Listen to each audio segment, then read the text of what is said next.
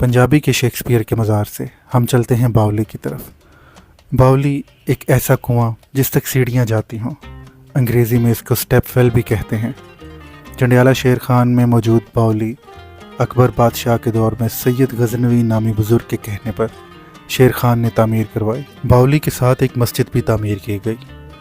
बावली और मस्जिद दोनों आज हुकूमत वक्त की तवज्जो के तलबगार हैं। इस बावली को हश्त बहिश्त भी बोला जाता है, यानी 8 दरवाज़ों वाली जन्नत।